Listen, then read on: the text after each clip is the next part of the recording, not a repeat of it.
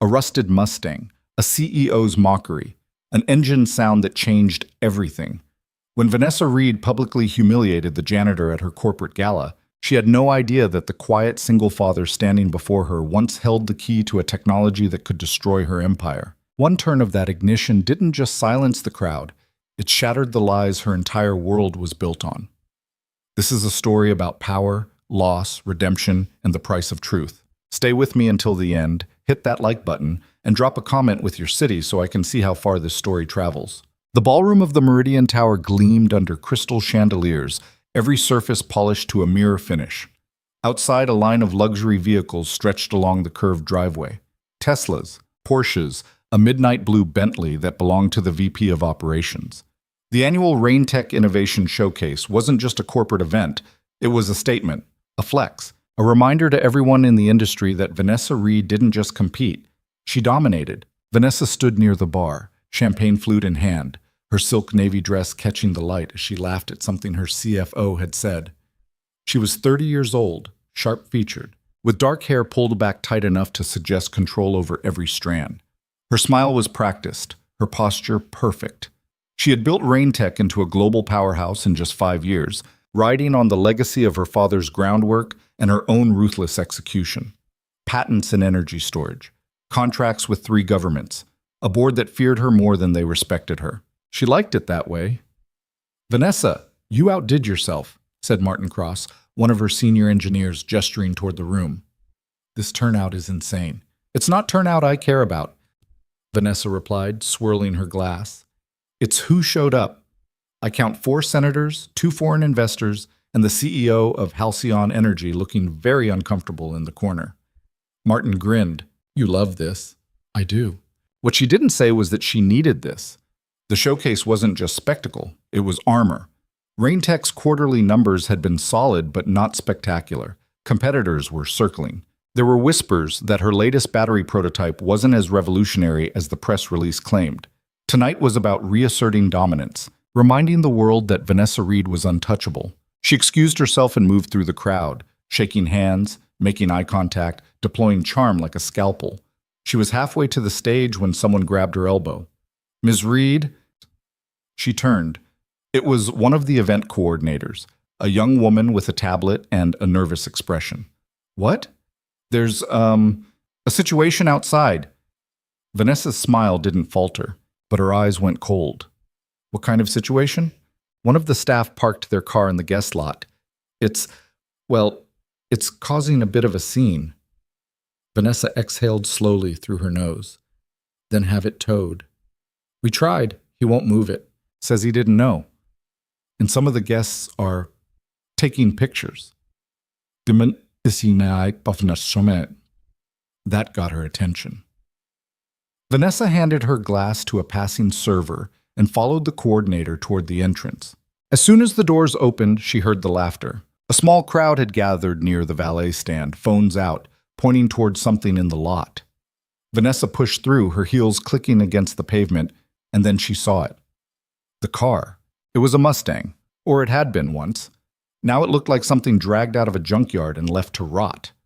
The paint was more rust than red, the chrome trim pitted and dull. One of the side mirrors was held on with duct tape. The back window had a crack running diagonally across it, sealed with what looked like plastic wrap and more tape. It sat among the gleaming luxury vehicles like a corpse at a wedding, and standing next to it, hands in the pockets of his gray maintenance uniform, was Ethan Cole. Vanessa recognized him vaguely. He was one of the custodial staff, quiet, older, kept his head down. She'd probably walked past him 100 times without registering his face. He had dark hair starting to gray at the temples, a lean build, and an expression that gave away nothing. "Is this yours?" She asked, her voice cutting through the murmurs. Ethan looked at her. "Yes, ma'am." "You parked it in the guest lot." "I didn't realize. I'll move it." "You'll move it?" Vanessa let out a short laugh, glancing at the crowd. Several of her investors were watching now, amused. "Do you have any idea what this looks like? This is a corporate showcase. We have senators here, board members. And you park—" She gestured at the Mustang. "This?" Ethan didn't respond. He just stood there, calm, waiting. Vanessa felt the heat of humiliation on his behalf. but also something meaner, opportunity. The crowd was watching. She could turn this into a moment, a joke, something memorable. Does it even run? She asked. Yes. Prove it.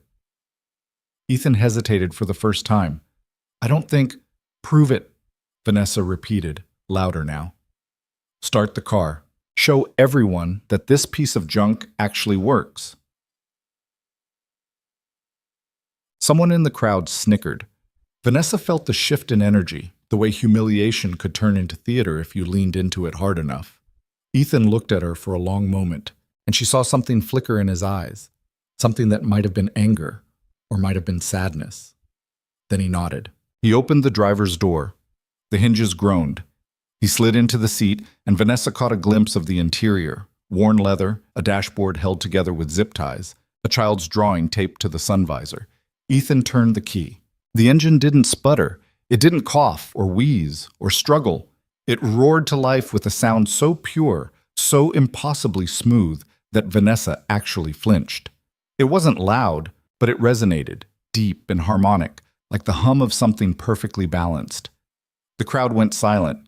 Phones that had been recording laughter now just recorded awe. Vanessa stared. The engine didn't sound like a 40-year-old Mustang held together with duct tape. It sounded like something else entirely, something she didn't have a word for. Ethan let it idle for a moment, then turned it off. The silence that followed felt heavier than the sound. He stepped out of the car, closed the door gently, and looked at Vanessa. I'll move it now, he said quietly. He got back in, reversed out of the space, and drove the Mustang toward the far end of the lot, away from the guest vehicles. Vanessa watched him go, her mind racing. Around her, the crowd was already dispersing, murmuring to each other, but she barely heard them. That sound. What the hell was that sound? Chetki. Vanessa didn't sleep that night. She sat in her penthouse office, the city spread out below her in grids of light, and replayed the moment over and over in her mind. She'd humiliated people before. It was part of the game, but this felt different.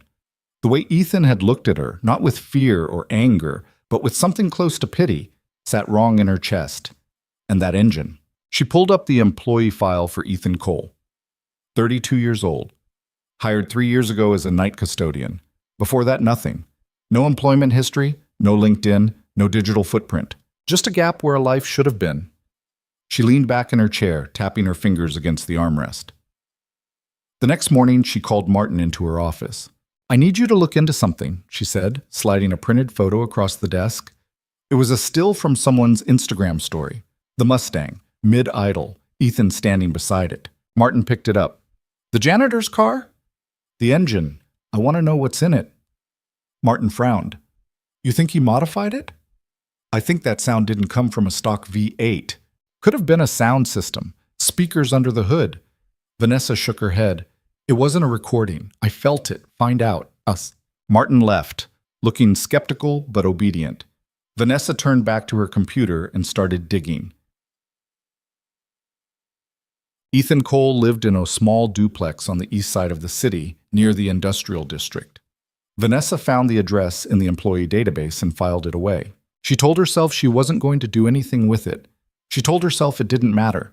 But 2 days later, she was sitting in her car across the street from his building, watching. It was just after 4 p.m. A school bus pulled up to the corner and a little girl stepped off, maybe 6 or 7 years old, with dark curls and a bright pink backpack. Ethan was waiting for her. He crouched down as she ran to him, and she threw her arms around his neck. He picked her up, spun her once, and set her down. They walked toward the duplex together, her hand in his, talking about something Vanessa couldn't hear. Vanessa watched them disappear inside, and for reasons she didn't fully understand, she felt a tightness in her throat. She started the car and drove back to the office. Martin found her 3 days later with a folder in his hand and a strange expression on his face. You're not going to believe this, he said, dropping the folder on her desk. Vanessa opened it. Inside were printouts, old news articles, patent filings, a grainy photograph of a younger Ethan standing beside a woman in a research lab. Ethan Cole used to be a mechanical engineer, Tren, Martin said. Elite level. Worked for Helix Dynamics about 8 years ago. He and his partner, He pointed to the woman in the photo. Dr. Lena Marsh, we're developing a self-sustaining combustion engine. Revolutionary stuff. Closed-loop energy conversion. Theoretically, it could run indefinitely with minimal fuel input. Vanessa looked up. Theoretically? They never finished it. Lena Marsh died in a car accident. After that, Ethan disappeared. No publications, no patents, no trace. Until he showed up here, mopping floors. Vanessa stared at the photograph. The woman, Lana, was smiling. Ethan looked younger, lighter, like someone who still believed the world made sense. Where's the engine now? Vanessa asked. No idea. The project was shut down after her death. Helix said it was unviable. Vanessa closed the folder slowly. It's in the car. Martin blinked. What? The Mustang. That's what we heard. He finished it. That's impossible. The research was incomplete, even if he finished it, Vanessa repeated, her voice hard. And he's been driving it around for 3 years and nobody noticed because nobody looks at the janitor. Martin stared at her. What do you want to do? Vanessa stood, walked to the window, and looked out over the city. I want to buy it. But she approached Ethan the next evening, just as he was finishing his shift. He was wiping down the break room counters, his movements methodical and unhurried. Vanessa waited until he noticed her, then stepped inside. Mr. Cole, she said, do you have a minute? Ethan set down the cloth. Miss Reed, I want to talk about your car. His expression didn't change. It's just a car. No, it's not. Vanessa crossed her arms. I know what you did. I know who you are. Ethan Cole, former engineer at Helix Dynamics. Dr. Lena Marsh's partner. You built the engine she started. Didn't you? Ethan was quiet for a long moment. Then he picked up the cloth again and went back to wiping the counter. I don't know what you're talking about. I'll give you $2 million for it, but that made him pause. He looked at her, really looked at her, and Vanessa saw something in his eyes she hadn't expected. Disappointment. It's not for sale, he said. $3 million. No, 5. Ethan set the cloth down and turned to face her fully. Miss Reed, I'm going to say this once. That car is not for sale. Not to you, not to anyone. It's not about money. Then what is it about, Tom? He didn't answer. He just picked up his cleaning cart and walked past her, out of the break room, leaving Vanessa standing alone in the fluorescent light. She fired him the next day. It was easy. He was an at-will employee. She didn't need a reason. She had HR send him the termination notice via email, effective immediately. She told herself it was a business decision. He'd refused a reasonable offer. He was a liability now, someone with access to proprietary spaces who clearly had secrets. But when she saw him clearing out his locker 2 days later, his daughter waiting in the lobby with her pink backpack, Vanessa felt something she hadn't felt in years: shame. 2 weeks later, Ethan Cole reappeared. Not in her building, not as a janitor. On the news. Vanessa was in a board meeting when her phone started buzzing. Then Martin's phone. Then everyone's. The CFO glanced at his screen and went pale. Turn on the TV, he said. Someone fumbled for the remote. The screen flickered to life, showing a press conference. And there, standing at a podium in front of a wall of reporters, was Ethan Cole. He looked different, clean-shaven, wearing a suit, calm. Behind him, on a massive screen, was a rotating 3D model of an engine.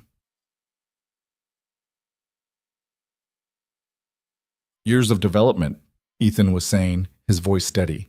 What you're looking at is a fully functional self-sustaining combustion system. It requires no external charging, produces near-zero emissions, and can run indefinitely with a single fuel input cycle. We're calling it the equilibrium engine. The room erupted in questions. Ethan raised a hand. I'll be taking questions, but first, I want to make something clear. This technology is not for sale. It will be open-sourced. We're partnering with universities and independent manufacturers to ensure it reaches the people who need it most, not the corporations who will bury it. Vanessa's hands were shaking. The CFO looked at her. Isn't that... Yes, Vanessa said, her voice hollow. That's him. Oh. On screen, a reporter asked, Mr. Cole, There are rumors that this engine was originally developed at Helix Dynamics under a project led by Dr. Lena Marsh. Can you confirm? Ethan's expression softened. Dr. Marsh was my partner in every sense of the word. She started this work. I finished it, and I'm dedicating it to her memory. The camera flashed to the Mustang, parked on stage behind him, rust and all. Vanessa stood abruptly, knocking her chair back. "Ma'am?" Martin said. She didn't answer. She walked out of the boardroom, down the hall, into her office, and locked the door. Then she sat at her desk, opened her laptop, and started searching. Helix Dynamics. Dr. Lena Marsh. The accident. And buried deep in an archived internal memo, she found it. The memo was from her father, Richard Reed, founder of Raintech, 10 years dead now. The memo was dated 8 years ago, addressed to the Helix legal team. Marsh/Coal Project. Immediate acquisition and termination. Vanessa read it 3 times. Her father had bought Helix Dynamics specifically to kill the Equilibrium engine project. He'd seen it as a threat to Raintech's energy patents. He'd ordered the research shut down, the prototypes destroyed, the team disbanded. And 2 weeks later, Dr. Lena Marsh had died in a car accident. Vanessa's hands went cold. She kept reading. There was a second memo. This one mentioned a settlement, a payout to Ethan Cole in exchange for signing an NDA and relinquishing all rights to the research. Ethan had refused, so they'd buried him, blacklisted him, made sure he'd never work in the industry again. Vanessa closed the laptop. Her father had destroyed Ethan's life, and she'd built her empire on the ashes. The fallout was immediate. Within 48 hours, every major news outlet was running the story. Janitor reveals breakthrough engine could disrupt entire energy sector. Sketsunit. Social media exploded. Ethan's press conference had been watched 30 million times. Environmentalists hailed him as a hero. Investors started pulling out of Raintech, spooked by the implications. Vanessa's board called an emergency meeting. "This is a disaster," the CFO said, pacing. "Our stock is down 18%. If this engine is real, if it works the way he says, we're finished." "It's real," Vanessa said quietly. Everyone turned to look at her. "I heard it," she continued. "I've seen the research. It's real." "Then we need to discredit him," said one of the board members, a silver-haired man named Douglas. "Find something. Anything. He's been off-grid for years. There has to be dirt." Vanessa shook her head. "No, what?" "Vanessa, I said no." "Then what do you suggest?" Douglas snapped. "We sit here and watch him destroy everything your father built?" Vanessa met his eyes. "My father destroyed him first." The room went silent. "What are you talking about?" Martin asked carefully. Vanessa stood. She walked to the window, her back to the board. "I found the memos," she said. "My father killed the Equilibrium engine project 8 years ago. He saw it as a threat and buried it. He ruined Ethan Cole's career. And 2 weeks later, Ethan's partner, the lead researcher, died in an accident.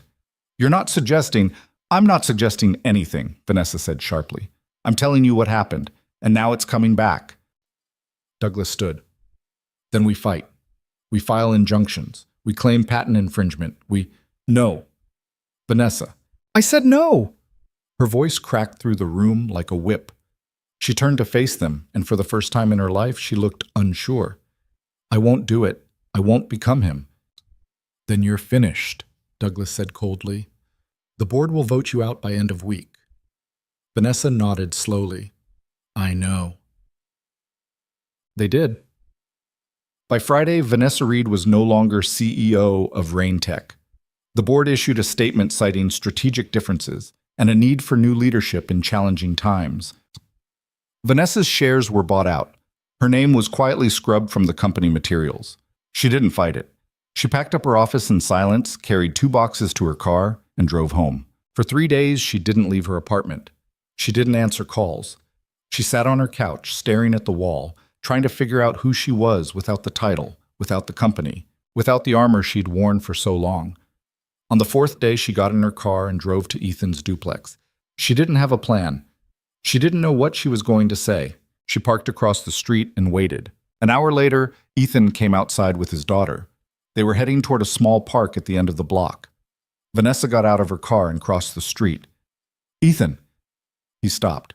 His daughter looked up at Vanessa with wide, curious eyes. Go ahead, sweetheart, Ethan said gently. I'll catch up. The little girl hesitated, then ran toward the swings.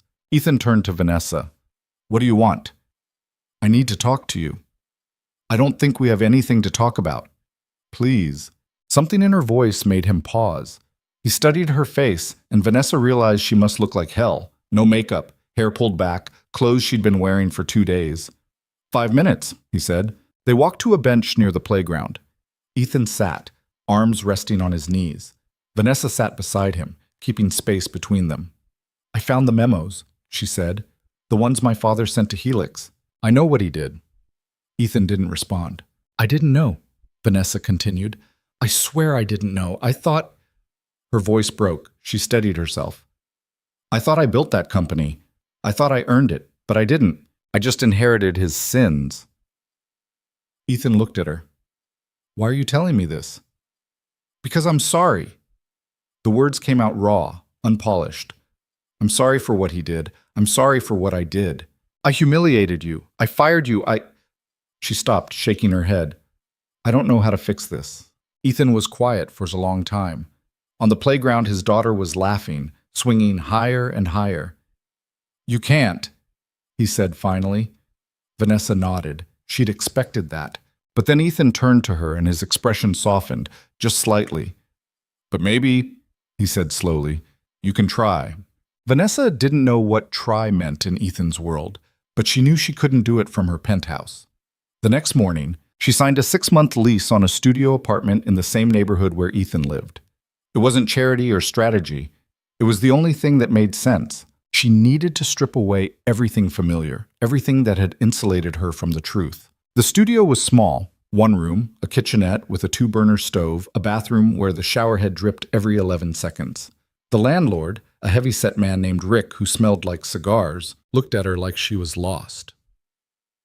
You sure you got the right place? He asked, glancing at her car, a sleek Audi she'd be selling by the end of the week.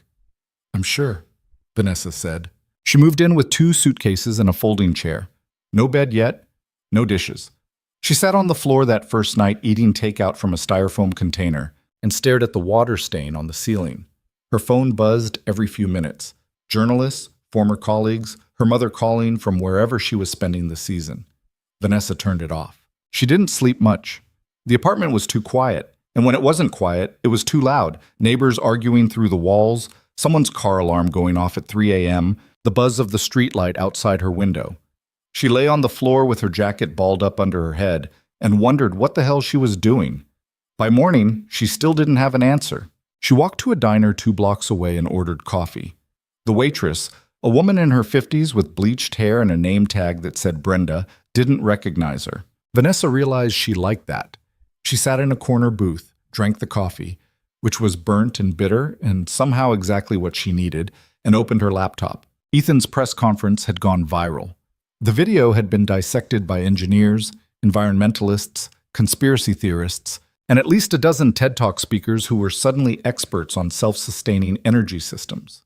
The comments were a mix of awe and skepticism. Some people called him a genius. Others called him a fraud. A few called him a threat. Vanessa scrolled through a Reddit thread titled Equilibrium Engine, Revolution, or Scam. The top comment had 4,000 upvotes. If this is real, every oil company and automaker on the planet is going to bury this guy. Mark my words. She closed the laptop. Ethan had said she could try. But try what? She couldn't undo what her father had done. She couldn't bring Lena back. She couldn't even apologize in a way that mattered, because apologies were just words, and words were the cheapest currency she had left. She needed to do something real. She thought about the engine, the sound it made, the way it had hummed, smooth and infinite, like it could run forever without breaking. She thought about the research her father had buried, and then she thought about what Ethan had said at the press conference. Dr. Marsh started this work. I finished it. Vanessa pulled the laptop open again and started searching. She found archived patents, old research papers, fragments of Lena Marsh's dissertation. She downloaded everything she could find and compiled it into a folder. Most of it was theoretical, Dense equations and material science she barely understood.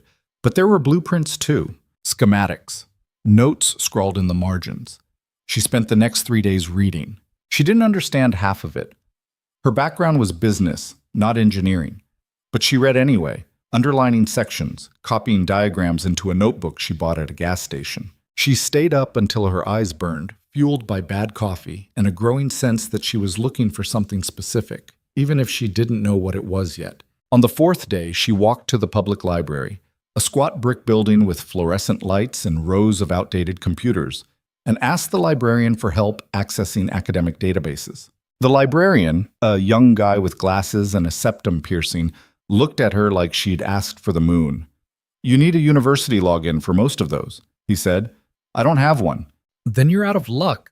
Vanessa stood there for a moment, feeling the weight of her old life pressing against this new one. A month ago, she could have made a call and had access to anything. Now she couldn't even get past a paywall. "Is there anything I can access?" she asked. The librarian sighed, typed something, and turned the monitor toward her. "Try Google Scholar. It's free. Might find some open access stuff." "Thanks." She sat at one of the computers and searched for Lena Marsh's name.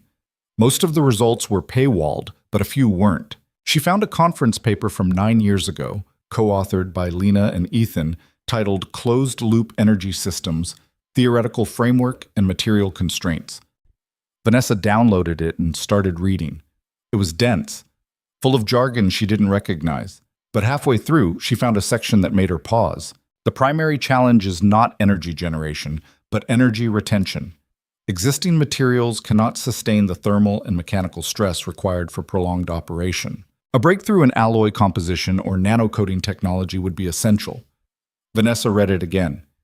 Ethan had finished the engine. That meant he'd solved the material problem. He'd figured out what Lena couldn't. She wanted to know how.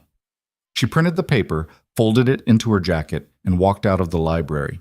The sun was setting, casting long shadows across the cracked pavement. Vanessa stood on the corner, watching cars pass, and made a decision. She was going to build it herself. Not the whole thing. She wasn't delusional, but she was going to try to understand it, really understand it, from the ground up. And if she failed, at least she'd fail doing something that mattered. She walked back to her studio, sat on the floor with her notebook, and started sketching. 3 days later, she showed up at Ethan's door. He opened it wearing jeans and a faded t-shirt, a dish towel slung over his shoulder. Behind him, Vanessa could hear the sound of a kids' show playing on a TV. "Vanessa?" he said, surprised. "I need your help," she said. Ethan glanced over his shoulder, then stepped outside and closed the door partway. "With what?" "I want to build the engine."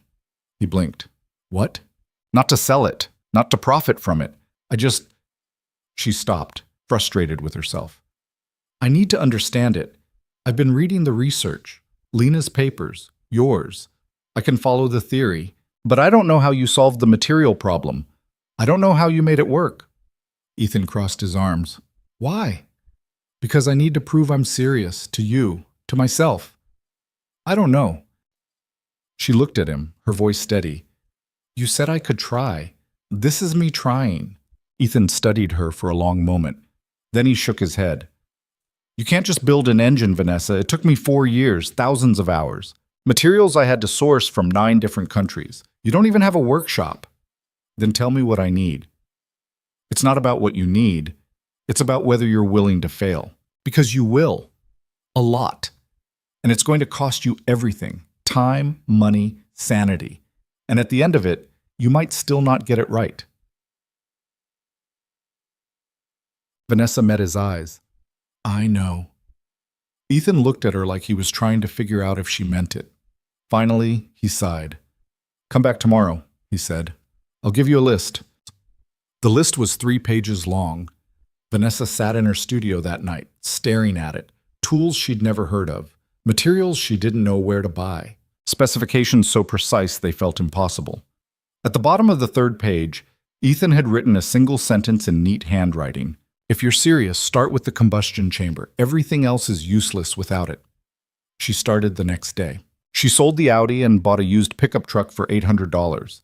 It had a dent in the side and a check engine light that never turned off, but it ran. She used the rest of the money to rent a garage space in an industrial park on the edge of the city. The space was cold, smelled like motor oil and rust, and had a concrete floor stained with decades of God knows what. She loved it. She bought a welding torch, a drill press, an angle grinder. She watched YouTube videos on how to use them. She burned herself twice in the first week, once on the forearm, once on her thumb. The burns blistered and hurt like hell, but she kept going. The combustion chamber was supposed to be a simple cylinder, steel alloy, reinforced interior, airtight seals. Vanessa's first attempt cracked during the pressure test. Her second one leaked at every joint. Her third one didn't even make it to testing because she drilled the bolt holes in the wrong place and had to scrap the whole thing. She wanted to scream. She wanted to throw the grinder across the room and walk out and never come back. Instead, she sat on the floor of the garage staring at the ruined metal and forced herself to breathe. Ethan stopped by a week later. She didn't hear him come in. She was hunched over the workbench, trying to weld a seam on her fourth attempt at the combustion chamber when his voice cut through the noise. "You're doing it wrong." Vanessa jumped, nearly dropping the torch. She flipped up her welding mask and turned. Ethan was standing in the doorway, hands in his pockets. "Jesus," she said, "you can't just sneak up on people." "Your angle's off," he said, stepping closer. "You're burning through the material. You need to move faster and keep the torch steady." Vanessa looked down at the seam. It was uneven, pockmarked with tiny holes. "I thought I was." "You weren't." Ethan picked up a spare piece of steel from the scrap pile, clamped it to the bench, and held out his hand. "Let me show you." Vanessa handed him the torch. He flipped down her mask for her, an oddly careful gesture, and demonstrated the motion. His hands were steady, the bead of molten metal smooth and even. "See?" he said, shutting off the torch. "Consistent speed, consistent pressure. Easy for you to say? It's not easy. It just takes practice." He handed the torch back and stepped away. Vanessa tried again, mimicking his movements. This time the seam came out better. Not perfect, but cleaner. "Good," Ethan said. "Do it 100 more times, and you might get decent at it." Vanessa laughed despite herself. "Thanks for the vote of confidence." Ethan didn't smile, but his expression softened. "You're not going to get this right on the first try, Vanessa. Or the 10th. Lena and I spent 2 years just prototyping the combustion chamber, and we knew what we were doing. Then why are you helping me? Bossa bossy. Mars Saints." He was quiet for a moment. "Because you showed up," he said finally. "That's more than most people would do." Over the next month, Ethan stopped by the garage every few days. He never stayed long, 20 minutes, maybe half an hour, but he always left Vanessa with something, a correction, a suggestion, a better way to approach a problem she'd been stuck on for days. He didn't make it easy. When she asked him to just tell her the answer, he'd shake his head. "You need to figure it out yourself," he'd say. "Otherwise, you're just copying." "What's wrong with copying?" "You won't understand it, and if you don't understand it, you can't respect it." Vanessa hated that he was right. She worked 12-hour days, sometimes more. Her hands were raw and blistered. She had grease under her nails that wouldn't wash out. She lived on gas station sandwiches and instant coffee, and at night, she collapsed onto the air mattress she'd finally bought for the studio and slept like the dead. It was the hardest she'd ever worked in her life, and for the first time in years, she felt like she was doing something real. One evening, Ethan brought his daughter with him. Vanessa was testing a fuel injection prototype when she heard the garage door roll open. She looked up and saw Ethan walk in, followed by a small figure in a purple jacket. "Hope you don't mind," Ethan said. "Babysitter canceled." "I don't mind," Vanessa said, though she suddenly felt self-conscious about the state of the garage, the mess, the sharp tools, the smell. The little girl looked around with wide eyes. "Is this where you build stuff?" "Yeah," Vanessa said. "I'm Vanessa." "Oh, I'm Mia." She walked over to the workbench and peered at the fuel injector. "What's that?" "It's part of an engine. It helps fuel get into the combustion chamber." "Does it work?" "Not yet." "Oh." Mia tilted her head. "Why not?" Vanessa glanced at Ethan, who looked amused. "Because I keep messing it up." That's okay, Mia said seriously. My dad messes up a lot too. Ethan coughed. Thanks, kiddo. Mia grinned and wandered off to inspect a pile of scrap metal in the corner. Vanessa watched her for a moment, then turned back to Ethan. She's sweet, Vanessa said quietly. She's a handful, Ethan replied, but there was warmth in his voice. They worked in silence for a while, Ethan checking her welds, Vanessa adjusting the injector design. Mia sat cross-legged on the floor, drawing pictures on the back of old schematics with a marker she'd found in Vanessa's toolbox. At some point, Mia held up one of her drawings. It was a stick figure version of Vanessa holding a wrench, standing next to a car with exaggerated flames coming out of the exhaust. That's you, Mia announced. Vanessa laughed. I look very cool. You are cool. You build engines. Something in Vanessa's chest tightened. She took the drawing carefully, like it was fragile. Can I keep this? Uh-huh. That night, Vanessa taped the drawing to the wall of her studio, right next to her desk. 2 months in, Vanessa finally completed the combustion chamber. It wasn't perfect. The welds were uneven in a few spots, and she'd had to redo the pressure seals 3 times. But when she ran the test, slowly increasing the internal pressure and watching the gauges, it held. She stood there, staring at the dial, barely breathing. It held. She wanted to call someone, to scream, to celebrate. But the only person who would understand was Ethan, and it was past midnight. So she sat on the floor of the garage, back against the workbench, and let herself cry. Not sad tears, not happy ones, exactly. Just relief. The kind that comes when you've been holding your breath for so long you forgot what it felt like to exhale. She brought the combustion chamber to Ethan the next day. He was in his driveway, working on the Mustang, hood up, tools spread out on a tarp. He looked up when Vanessa pulled into the curb, the chamber sitting in the bed of her truck. You finished it, he said. I did. He wiped his hands on a rag and walked over. Vanessa lifted the chamber out of the truck bed. It was heavier than it looked, and set it on the pavement. Ethan crouched down, inspecting it carefully. He ran his fingers over the welds, checked the seals, tapped the surface with his knuckle. Not bad, he said finally. Vanessa felt a ridiculous surge of pride. Yeah? You? Yeah. He stood looking at her. This would have taken me 3 weeks when I started. You did it in 2 months. I had help. You had guidance. You did the work.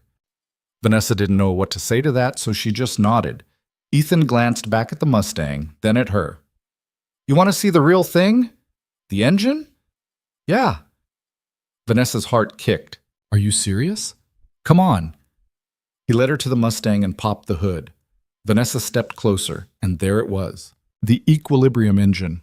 It didn't look like much at first glance. Compact, almost understated, nestled in the engine bay like it belonged there. But the details were extraordinary. The combustion chamber was seamless, the fuel lines routed with surgical precision. There were components Vanessa didn't recognize, alloys that caught the light in strange ways, housings that seemed too smooth to be metal. It's beautiful, she said quietly. Ethan nodded. Lena designed the core. I finished the integration. How long did it take you? 4 years, give or take. He pointed to a section near the top. This was the hardest part. The thermal regulator took me 18 months just to figure out the coding. Vanessa leaned in, studying it. She wanted to ask a dozen questions, but she also didn't want to break the moment. Why did you show me this? She asked instead. Ethan was quiet for a moment. Because I think you're starting to understand. Understand what? Why it matters. He closed the hood gently. This isn't about the car, Vanessa. It's not about money or patents or who gets credit. It's about making something that works, something that lasts, something honest. Vanessa looked at him. Your partner, Lena. Is that what she believed? Yeah.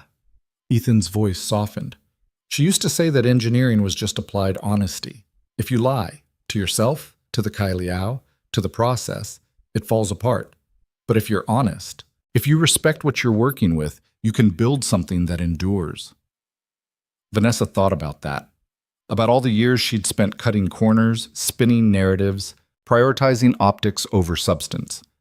I don't know if I've ever been honest about anything, she said. Ethan looked at her, and for the first time she saw something like sympathy in his eyes. Then maybe that's where you start. That night, Vanessa sat in her studio and made a list. Not a to-do list, not a business plan, just a list of the things she'd lied about.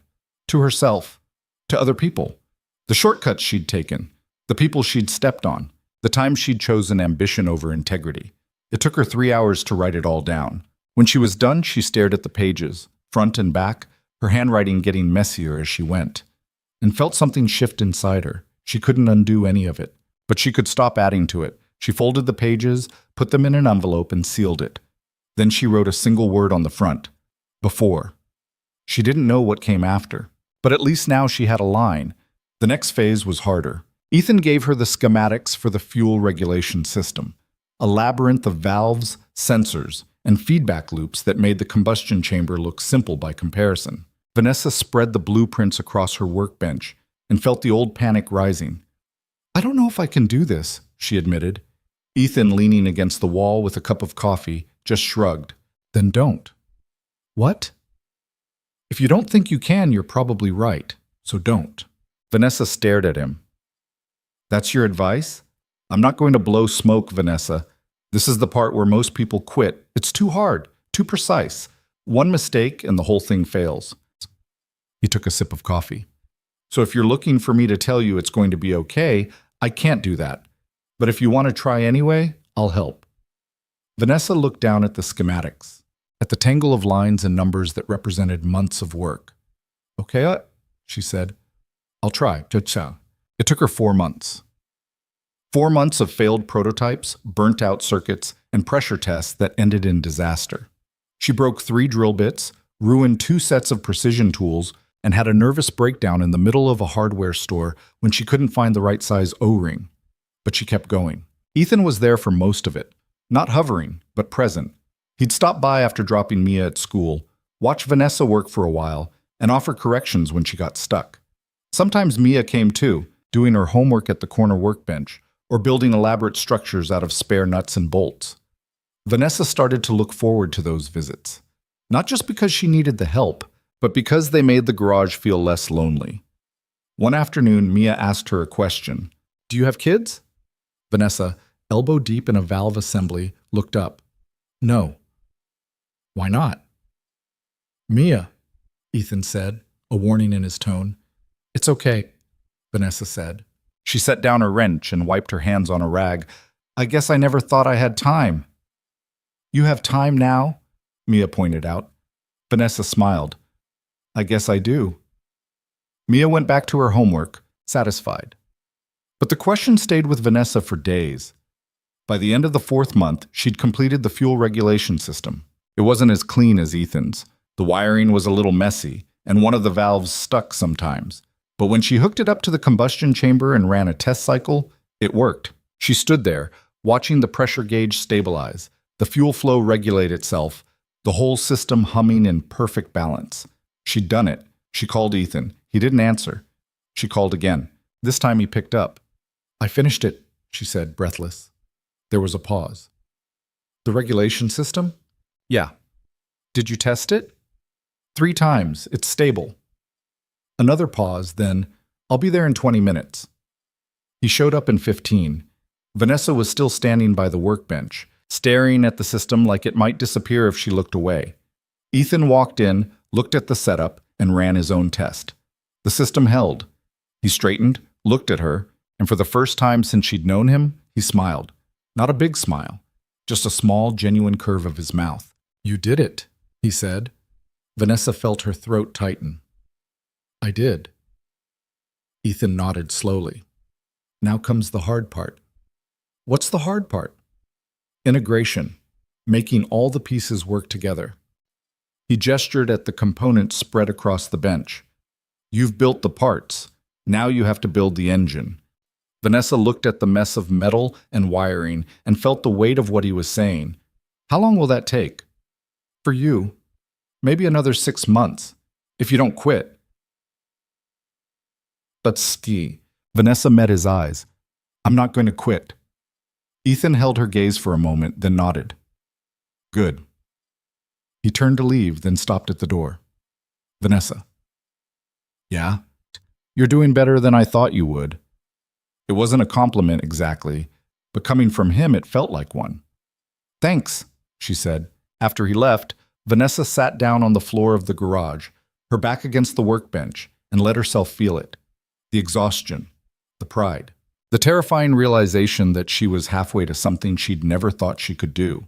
And for the first time in her life, she wasn't building it for power or money or approval. She was building it because it mattered. 6 months turned into 8. Integration wasn't just hard, it was brutal in a way that made the individual components feel like warm-up exercises. Every piece had to talk to every other piece, and when they didn't, the whole system collapsed. Vanessa would spend weeks getting the fuel regulation to sync with the combustion timing, only to discover that the thermal coating she'd applied couldn't handle the stress and would crack after 20 minutes of operation. She'd strip it down, start over, apply a different coating, test again. Failure became routine. She stopped counting how many times she had to rebuild sections. She stopped expecting success. She just worked. Ethan kept coming by, but less frequently now. He had his own life, Mia's school schedule, the foundation he was building to distribute the Equilibrium engine designs, interviews with researchers who wanted to collaborate. Vanessa didn't take it personally. She was learning to be alone with the work, and that felt important somehow. But one night, 3 weeks into a problem she couldn't solve, she called him at 11 p.m. "The thermal regulator keeps failing," she said when he picked up. No greeting, no apology for the hour. "I've tried 6 different coatings. I've adjusted the combustion temperature. I've recalibrated the sensors. It runs for 30 minutes, and then the whole thing overheats." Ethan was quiet for a moment. She could hear Mia talking in the background, something about a school project. "What's the failure point?" he asked. "The junction between the regulator housing and the primary chamber. The coating cracks right along the seam. You're using too much heat on the weld. I'm following the specs you gave me. The specs assume you're working with industrial-grade equipment.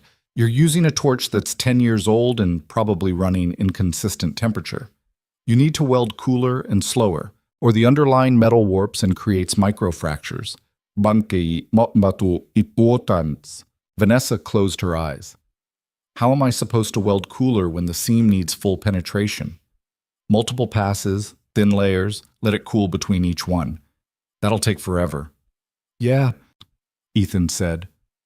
"It will." Vanessa wanted to throw the phone. Instead, she took a breath. "Okay, thanks." "Vanessa?" "What?" "You're close, closer than you think." She didn't believe him, but she appreciated the lie. The next day, she started over with the welds. Thinner passes, slower torch work. She let each layer cool completely before adding the next, even though it meant a single seam took 3 hours instead of 20 minutes. Her shoulders ached. Her eyes burned from staring through the welding mask, but she kept going. When she finally tested the regulator again, it ran for 2 hours without failing. Then 4. Then 6. Vanessa sat on the garage floor at 2 in the morning, watching the temperature gauge hold steady, and felt something she hadn't felt in months. Hope. By the end of month 9, she had a complete engine. It wasn't beautiful. The welds were visible, unpolished. The wiring was functional, but messy. Compared to Ethan's work, it looked like something a talented amateur had built in their garage, which, Vanessa supposed, was exactly what it was. She stood back and looked at it, mounted on the test stand she'd built from scrap lumber and steel brackets. It was smaller than she'd expected, compact, dense, every part nested into every other part, like a puzzle. She touched every piece of it, cut it, shaped it, welded it, tested it, failed with it, and tried again. She called Ethan. "I'm ready to test it," she said. "The full system?" "Yeah." "When?" "Now, tonight. Can you come?" There was a pause. "I'll be there in 30 minutes. He showed up with Mia, who was half asleep and wrapped in a blanket. Ethan set her up on a folding chair in the corner with a pillow, and she curled into it without complaint, already dozing. "Sorry," Ethan said quietly. "Couldn't get a sitter." "It's fine, Vanessa said. She was too nervous to care. Ethan walked over to the engine, circling it slowly.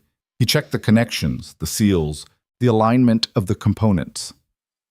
Vanessa watched him, her stomach tight. "Did I miss anything?" she asked. "Won't know until we run it." That's not reassuring. Ethan glanced at her. You want me to lie? A little, yeah. He almost smiled. It looks solid. Vanessa, you did good work. But there's only one way to find out if it works. Vanessa nodded. She walked over to the control panel she'd rigged up. A mess of switches and gauges scavenged from auto parts stores and online suppliers. Her hands were shaking. You ready? Ethan asked. No. Good. That means you care. Vanessa flipped the first switch. The fuel pump hummed to life. She checked the pressure gauge. Steady. She flipped the second switch, engaging the ignition sequence. The engine clicked once, twice, and then caught. The sound was rough at first, uneven, like it was searching for its rhythm. Vanessa held her breath. The temperature gauge started climbing. The RPMs fluctuated. And then slowly, it smoothed out. The engine settled into a low, steady hum. Not as perfect as Ethan's, there was a faint rattle she couldn't identify. A vibration in the housing, but it was running. The gauges stabilized. The thermal regulator held. The fuel consumption dropped to almost nothing as the closed-loop system kicked in. Vanessa stared at it, unable to speak. It's working, Ethan said quietly. It's working, Vanessa repeated, her voice barely above a whisper. They let it run for 20 minutes, then an hour. Vanessa kept expecting something to fail, a seal to blow, a wire to short, the whole thing to seize up and prove she'd missed something critical. But it didn't.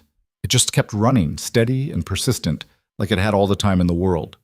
At the 90-minute mark, Ethan reached over and shut it down. The silence that followed felt enormous. Vanessa turned to him. I did it. You did. I built an equilibrium engine. You did, Ethan said again, and this time there was something in his voice she hadn't heard before. Respect, maybe, or recognition. Vanessa felt her throat tighten. She'd spent 9 months on this. 9 months of burns and failures and exhaustion and doubt. And now it was real. She'd made something real. She looked at Ethan, and before she could stop herself, she started crying. Not quiet tears. Ugly, gasping sobs that came from somewhere deep and unguarded. She covered her face with her hands, mortified, but she couldn't stop. Ethan didn't say anything. He just stood there, letting her fall apart, and when she finally looked up, he handed her a shop rag. Thanks, she managed, wiping her face. You earned it, he said simply. In the corner, Mia stirred, mumbled something about dinosaurs, and went back to sleep. Vanessa laughed through the tears. I'm a mess. Yeah, Ethan said. But you finished. The news broke 3 days later. Vanessa hadn't planned to go public. She'd built the engine for herself to prove she could, to understand what Ethan and Lena had created. But someone, she never figured out who, leaked photos of her engine to a tech blog. Within hours, the story was everywhere. Disgraced CEO builds equilibrium engine in secret garage. Vanessa Reed's redemption project, copying or learning not. Raintech founder's daughter attempts to rebuild what her father destroyed. The headlines were brutal. Some accused her of trying to steal Ethan's work. Others called it a publicity stunt. A few praised her for trying, but most were skeptical. The comment sections were worse. Vanessa's phone exploded. Journalists, bloggers, former colleagues calling to ask what the hell she was doing. Her mother left a voicemail that was equal parts confused and furious. Vanessa ignored all of it. What she didn't ignore was the knock on her studio door at 7 a.m. 2 days after the story broke. She opened it to find Ethan standing there, phone in hand, looking tense. We need to talk, he said. Vanessa stepped aside. He came in, glanced around the sparse studio, still just the air mattress, the folding table, a stack of engineering textbooks, and turned to face her. Did you leak the photos? He asked. What? No. Someone at the garage? I don't know, maybe. Does it matter? Ethan ran a hand through his hair. People are saying you stole my work, that you're trying to capitalize on the equilibrium engine. I'm not. I know, Ethan interrupted. I know you're not, but it doesn't matter what I know. It matters what the story is. And right now, the story is that you're a fraud. Vanessa felt the anger rise. So what do you want me to do? Put out a statement? Go on the news and defend myself? No. Ethan's voice was firm. I want you to show them. Show them what? that you actually built it, that it works, that you didn't just cobble together spare parts and slap your name on it. Vanessa stared at him. You want me to do a public demonstration? Yes. Ethan, I'm not you. I can't stand up in front of a crowd, and then don't do it for the crowd, Ethan said. Do it for yourself. Prove to them and to you that this wasn't a stunt, that you actually understand what you built. Vanessa sat down on the edge of the air mattress. Her hands were shaking. What if I fail? Then you fail in public, but at least you'll fail honestly. She looked up at him. Why do you care? Ethan was quiet for a moment. Because I've watched you for 9 months. I've seen you burn yourself and bleed and break things and start over. And I don't think you did that for attention. I think you did it because you needed to. He paused. But if you want people to believe that, you have to show them. Vanessa thought about it. About the garage, the burns, the late nights, the failures. About the engine sitting on the test stand, rough and imperfect but real. Okay, she said. I'll do it. The demonstration was set for 2 weeks later at a small technical college outside the city. Ethan helped her organize it, not because he wanted the publicity, but because he knew the people who could make it legitimate. Engineers, researchers, professors who could verify that what she'd built was real. Vanessa spent those 2 weeks in the garage, refining the engine. She smoothed out the rattle. She cleaned up the wiring. She retested every component, every connection, every seal. She didn't sleep much. She barely ate. She just worked. Mia came by the day before the demonstration. Are you nervous? She asked, sitting on the workbench and swinging her legs. Terrified, Vanessa admitted. Why? Because a lot of people think I'm lying. And if the engine doesn't work tomorrow, they'll be right. Mia thought about that. But you're not lying. No. Then it'll be okay.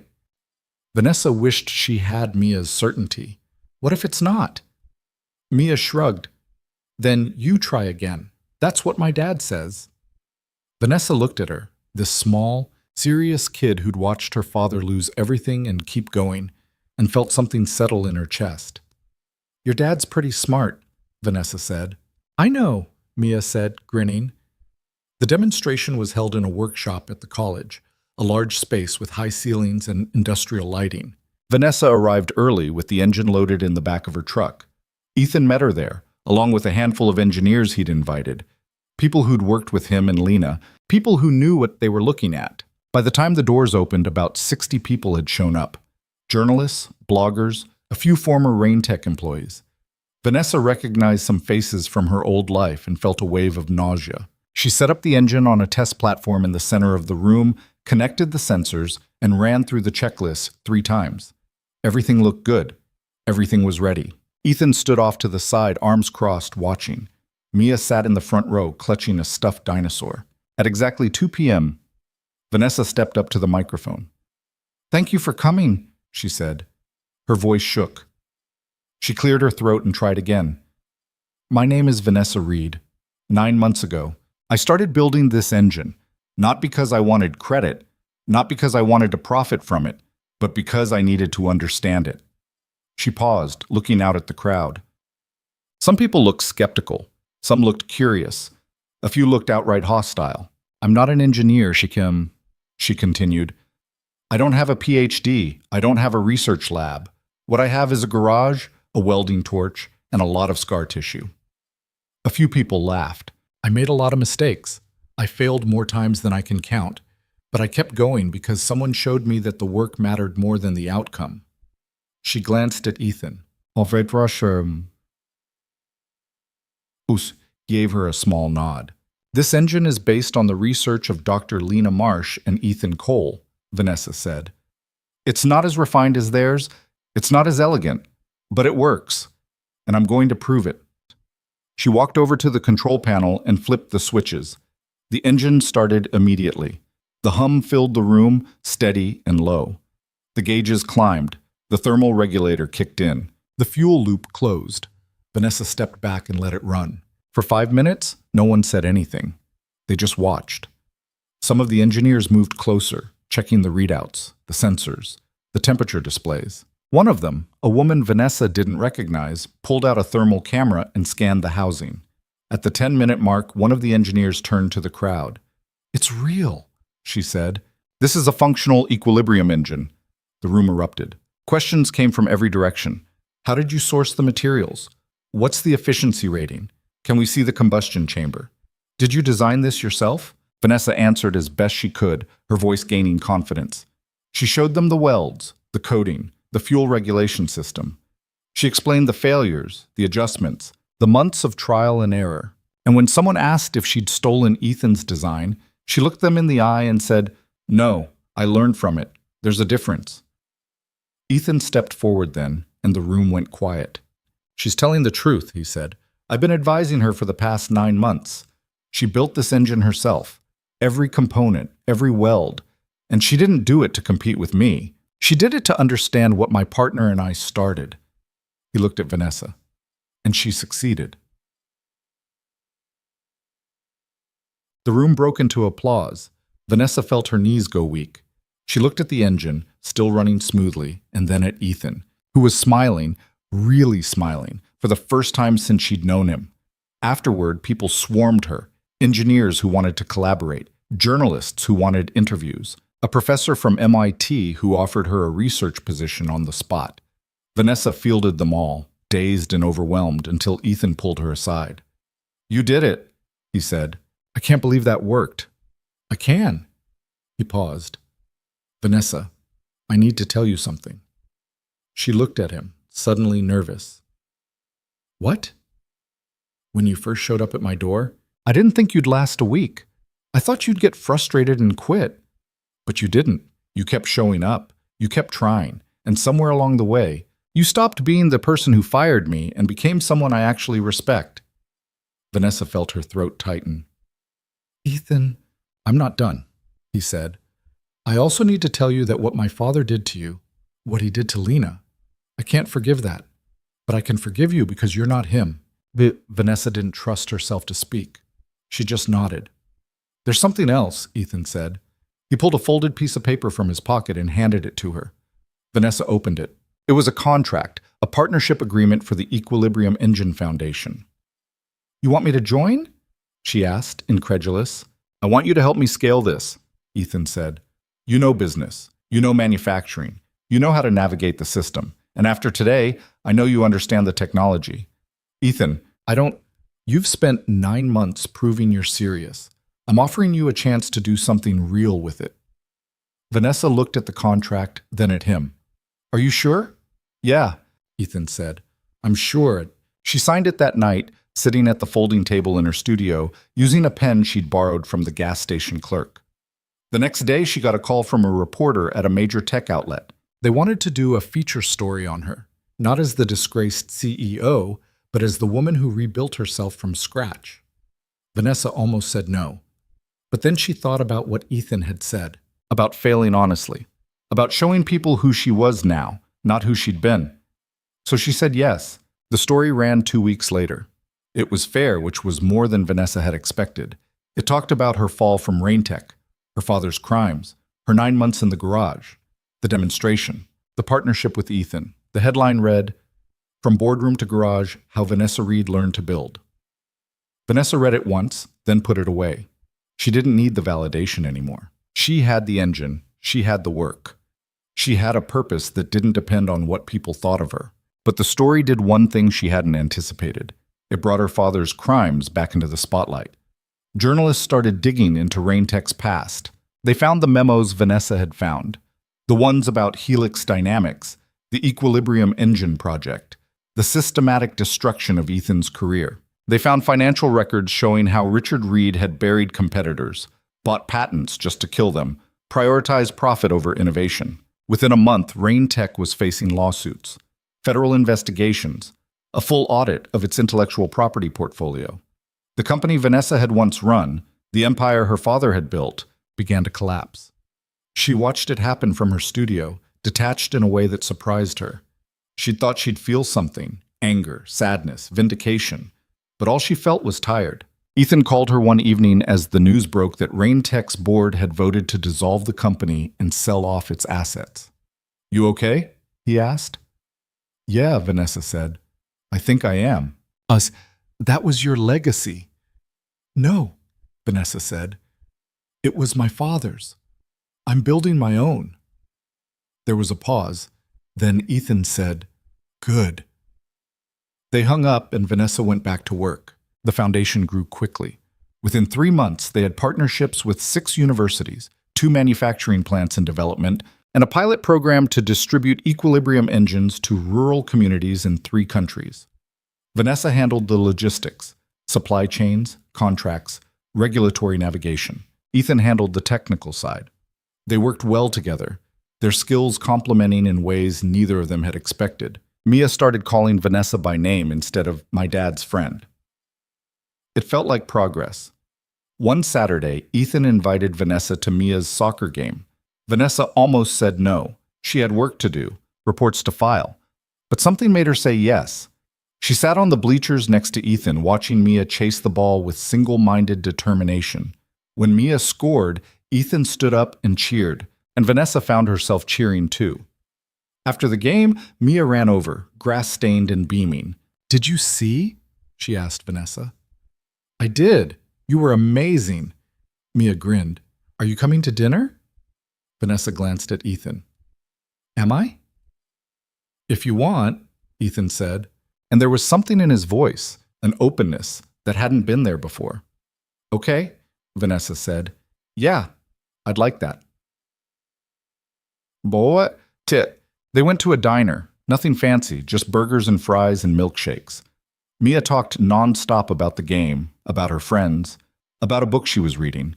Ethan listened, interjecting occasionally, his hand resting on the table near Vanessa's. At some point, their fingers brushed. Neither of them moved away. When they left, Mia fell asleep in the back seat on the drive home. Ethan carried her inside while Vanessa waited by the truck. When he came back out, he stood next to her in the driveway, hands in his pockets. "Thanks for coming," he said. "Thanks for inviting me." They stood there in the quiet, the streetlight casting long shadows. "Vanessa," Ethan said. "Yeah? I'm glad you didn't quit." She looked at him. "Me too." He smiled, and for the first time Vanessa let herself believe that maybe, just maybe, she was building something that could last. The foundation's first year was chaos dressed up as progress. On paper, everything looked good. Contracts signed, manufacturing timelines set, partnerships with universities solidifying. But behind the scenes, Vanessa was discovering that good intentions didn't translate to smooth execution. The first manufacturing plant hit delays immediately. The equipment they'd ordered was back-ordered for 6 months. The regulatory approvals they'd assumed would be straightforward turned into a labyrinth of paperwork and inspections. 2 of their university partners pulled out when their funding dried up. And the pilot program in Kenya, which was supposed to launch in March, got pushed to July, then September, then maybe next year. Vanessa spent her days on the phone, negotiating with suppliers, placating impatient partners, and explaining to Ethan why things that should have been simple were turning into nightmares. "It's not supposed to be this hard," Ethan said one afternoon, pacing the foundation's small office, a converted warehouse space they'd leased on the cheap. "We have the technology. We have the funding. Why can't we just build the damn things and get them out there?" "Because reality doesn't care about good ideas," Vanessa said, rubbing her temples. "We need certifications, safety testing, supply chain agreements. You can't just drop engines into markets without infrastructure." Lena and I built the first prototype in a garage. And that's great for proof of concept. But scaling means dealing with governments, regulations, liability insurance, shipping logistics. "I know," Ethan interrupted, stopping mid-pace. He looked exhausted. "I know. I thought it would be faster." "It will be," Vanessa said, though she wasn't entirely sure she believed it. "We just have to stay patient." Ethan sat down heavily in the chair across from her desk. "I'm not good at patient. I noticed." He almost smiled.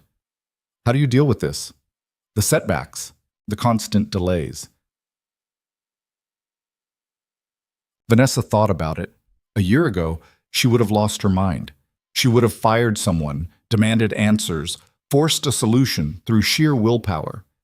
But she'd learned, slowly, painfully, that some problems couldn't be bulldozed. "I remind myself why we're doing it," she said, "and I focus on the things I can control." Ethan looked at her for a long moment. "When did you get so reasonable?" "When I stopped thinking I knew everything," That got a real smile out of him. Small, but real. The breakthrough came in May. One of their university partners, a research team at a technical college in Germany, had been working on a modified version of the equilibrium engine designed for marine applications. They'd solved a buoyancy problem Vanessa hadn't even known existed and were ready to run sea trials. Ethan flew out to oversee the tests. He invited Vanessa to come with him, but she declined. Someone needed to stay and keep the administrative machinery running, and besides, she'd never been good at celebrating prematurely. She'd wait until the results came back. Ethan called her from Hamburg 3 days later. "It works," he said, and she could hear the grin in his voice. "Vanessa, it works. We ran it for 12 hours straight in open water. 0 emissions. Fuel consumption so low it's basically negligible. The team here is losing their minds." Vanessa felt something loosen in her chest. "That's incredible." "It's more than incredible. It's proof. If we can make this work for marine engines, we can scale it to cargo ships, fishing fleets, ferries. Det bäst." "Slow down," Vanessa said, laughing despite herself. "Let's get through the certifications first. You're no fun. I'm realistic." "Same thing," Ethan said, but he was still smiling. She could tell. When he got back, he brought the German team's data with him. Pages of performance metrics, environmental impact assessments, stress tests. Vanessa spent a week poring over it, cross-referencing it with their existing models, looking for weaknesses or gaps. She couldn't find any. "We need to go public with this," she said. Ethan looked up from his laptop. They were in the office late, the only light coming from their desk lamps and the streetlights outside. "You think we're ready? I think if we wait for perfect, we'll wait forever." Ethan leaned back in his chair, considering. "Okay, let's do it." They scheduled a press conference for June. This time it wasn't just Ethan at the podium, it was both of them standing side by side, presenting the marine engine data and announcing partnerships with 3 shipbuilding companies in Europe and Asia. The response was immediate and overwhelming. Environmental groups hailed it as a breakthrough. Shipping companies started reaching out. Investors who'd been skeptical suddenly wanted in. Within 2 weeks, the foundation's funding had tripled. But with the attention came scrutiny. Vanessa was in the office when the first hit piece dropped. It was on a mid-tier news site, but it spread quickly. The headline read, "Equilibrium Engine, Too Good to Be True?" The article questioned the data, implied that the German team had fudged the results, and suggested that Vanessa and Ethan were running a sophisticated scam. It dredged up Vanessa's history at Raintech, her father's crimes, and painted her as someone incapable of legitimate work. Vanessa read it twice, her hand shaking, and then called Ethan. "Did you see it?" she asked. "Yeah. What do we do?" "Nothing." "Nothing." "Vanessa, this is what happens when you threaten billion-dollar industries. They push back. If we respond, we look defensive. If we ignore it, it dies. And if it doesn't die, then we let the data speak for itself." Vanessa wanted to argue, but she knew he was right. Still, it stung. She'd spent a year rebuilding her reputation, proving she was more than her father's daughter, and now it was all being dragged back into the mud. That night she couldn't sleep. She lay on the air mattress in her studio, still her home, still bare bones despite the foundation's success, and stared at the ceiling. Her phone buzzed with notifications she didn't want to read. Supportive messages from people she barely knew. Vicious comments from people who didn't know her at all. At 2 a.m., there was a knock on her door. Vanessa got up, wary. She opened it to find Ethan standing there, hands in his jacket pockets, looking like he hadn't slept either. "What are you doing here?" she asked. "Figured you'd be awake." "I am." "Can I come in?"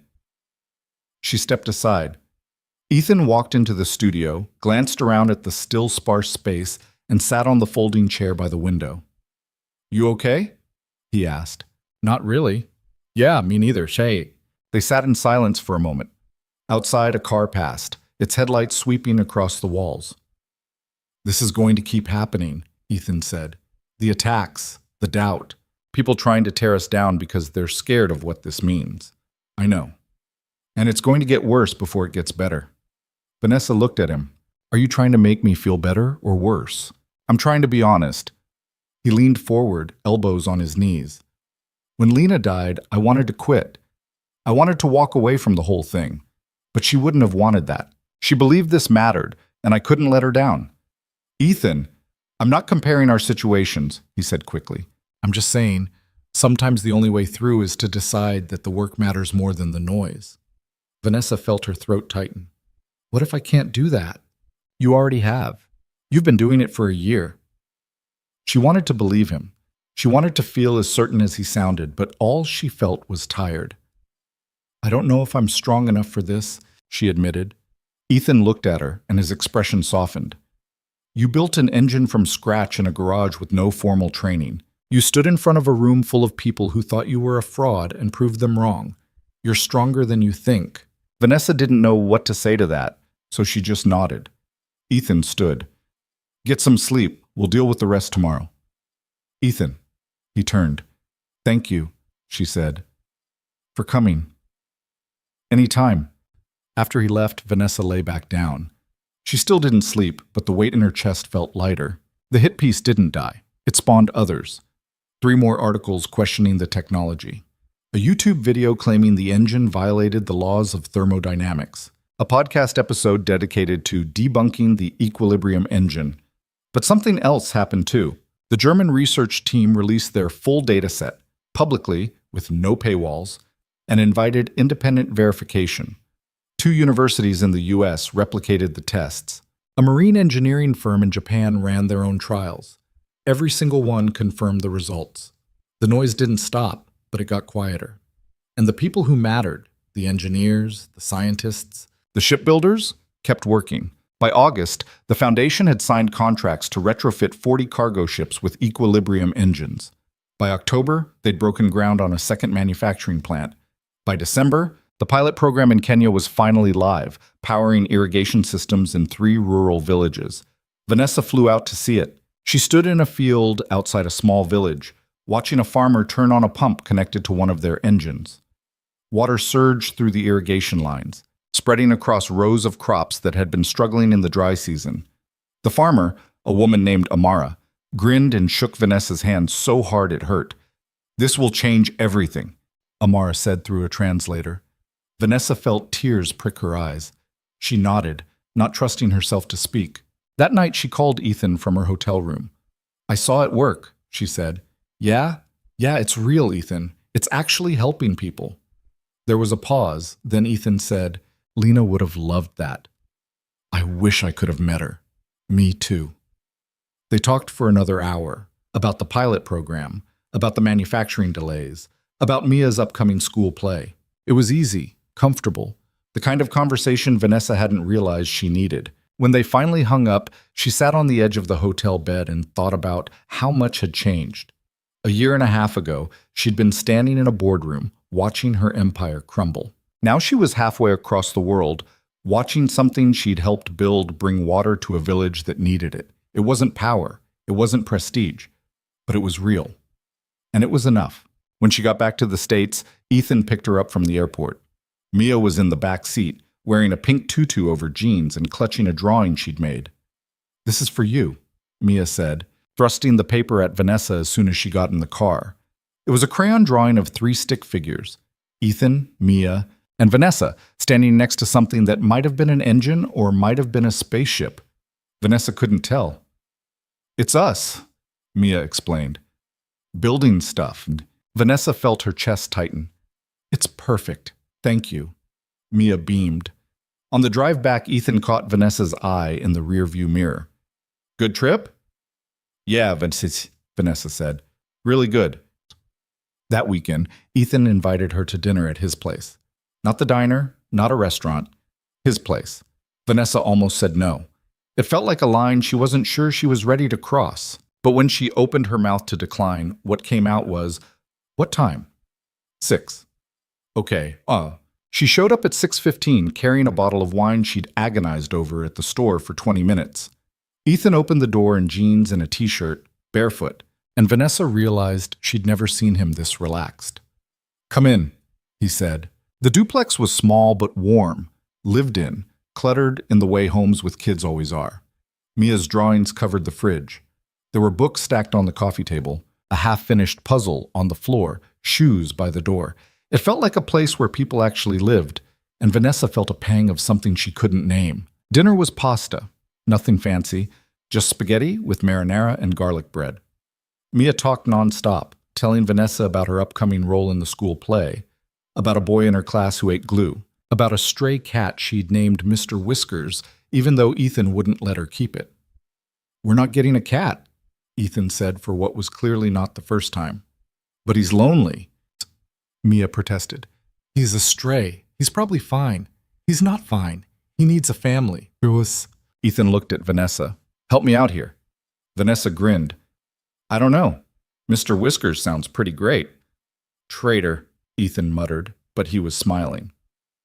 After dinner, Mia went to her room to finish homework, and Ethan and Vanessa sat on the couch with the wine Vanessa had brought. It was quiet, comfortable, the kind of quiet that didn't need filling. "This is nice," Vanessa said. "Yeah?" "Yeah, dumb." Ethan looked at her. "I'm glad you came." "Me too." There was a pause, then Ethan said, "Can I ask you something?" "Sure." "Do you ever regret it? Leaving Rain Tech, giving up that life?" Vanessa thought about it, about the penthouse, the power, the certainty of knowing exactly who she was and what she was supposed to be. And then she thought about the garage, the burns on her hands, the engine she'd built, the village in Kenya. "No," she said. "I don't. Not even a little. Not even a little." Ethan nodded slowly. "Good." He reached over and took her hand. It was a simple gesture, nothing dramatic, but Vanessa felt it all the way through her chest. "Ethan," she started, but she didn't know how to finish. "I know," he said quietly. "Me too." They sat like that for a long time, hands linked, not saying anything, just being. When Vanessa finally left, it was late. Ethan walked her to her truck, and before she got in, he pulled her into a hug. It was brief, almost hesitant, like he wasn't sure if it was allowed. Vanessa hugged him back. "Good night, Ethan. Good night." She drove home, her heart racing, and when she got back to the studio, she sat on the air mattress and stared at Mia's drawing, now taped to the wall next to the first one. Something was shifting. Something she hadn't planned for and didn't entirely understand. But for once, she wasn't afraid of it. The Foundation's second year started with momentum. The marine engines were in production. The Kenya pilot program expanded to 2 more countries. A documentary crew reached out, wanting to film the story of the Equilibrium engine. Vanessa and Ethan were invited to speak at a climate summit in Geneva. But with success came pressure. Investors wanted faster returns. Partners wanted guaranteed timelines. Governments wanted regulatory oversight. And Vanessa found herself caught between the idealism that had driven the Foundation and the pragmatism required to keep it running. One night, she and Ethan got into their first real fight. It was over a contract with a manufacturing conglomerate that wanted to license the engine design for mass production. The money was significant, enough to fund the Foundation for the next decade. But the contract included clauses that would give the conglomerate partial control over design modifications and distribution territories. "We can't sign this," Ethan said, pacing the office. "This is exactly what we're trying to avoid. Big corporations controlling the technology." "Demu oti banche." "It's not control," Vanessa argued. "It's partnership. We'd still own the IP. We'd still have final say. On paper, maybe, but once they're manufacturing, they'll push for changes, cheaper materials, faster production, and before we know it, the engine isn't what Lena designed anymore." "Lena's not here, Ethan." The words came out harsher than she'd intended. Ethan stopped pacing, his face going still. "I know she's not here," he said quietly, "but her vision is, and I'm not going to compromise it for money. It's not just money, it's scale, it's reach. It's the ability to actually change things instead of staying small and pure and irrelevant. We're not irrelevant, not yet, but we will be if we don't grow." They stared at each other, the tension thick enough to choke on. Finally, Ethan said, "I need to think about it." "Fine." He left without another word. Vanessa sat in the office alone, staring at the contract, and wondered if they'd just broken something they couldn't fix. Ethan didn't call for 3 days. Vanessa threw herself into work, avoiding the silence her phone represented. She reworked budgets, scheduled calls with partners, and tried not to think about the way Ethan's face had looked when she'd mentioned Lena. On the fourth day, he showed up at the office. "I talked to some people," he said without preamble. "Engineers, I trust, people who worked with Lena." Vanessa waited. "They said you're right. About scale, about needing to grow if we want this to matter." He paused. "But they also said we need safeguards, ironclad protections in the contract.